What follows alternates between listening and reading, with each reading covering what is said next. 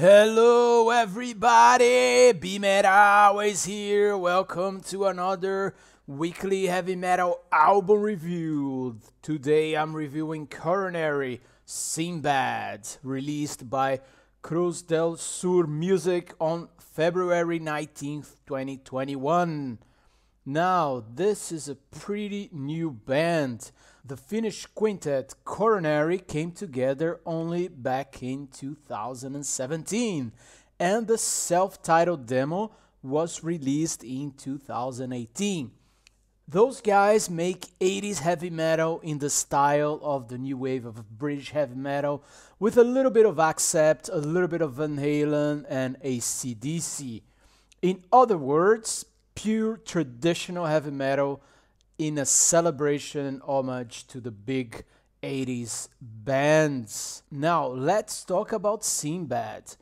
Sinbad picks up where Coronary left off their debut demo, a pure metal album filled with catchy guitar leads, 80s groove, fiery lead vocals, and memorable compositions.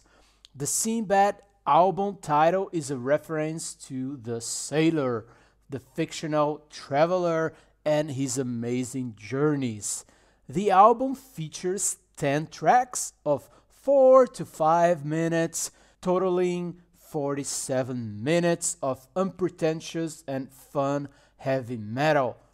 Firewings, Bullet Train, and Mustango formed already the 2018's demo and are now included on Sinbad. Coincidentally, those are my least favorite songs of the album, even though Bullet Train out of the three is my favorite. To me, that also shows that the band is growing and evolving.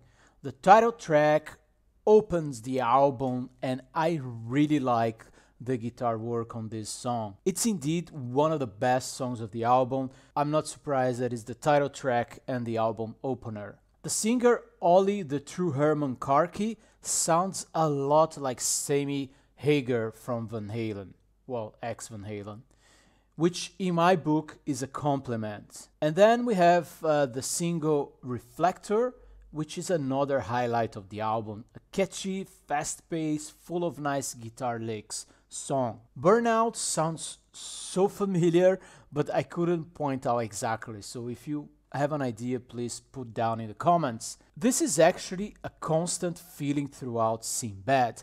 It all sounds very familiar, but not necessarily as a copy of something else, just strongly rooted in the bands I mentioned before from the 80s. Wonders of the World is the album closer and brings a slightly different flavor to the album.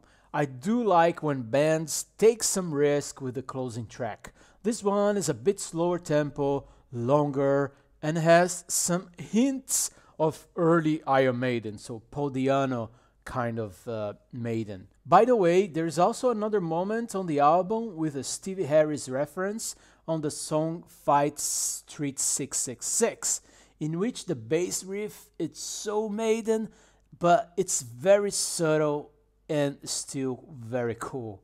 I loved that detail. Now, the obvious criticism here is that Coronary doesn't really bring anything new to the table.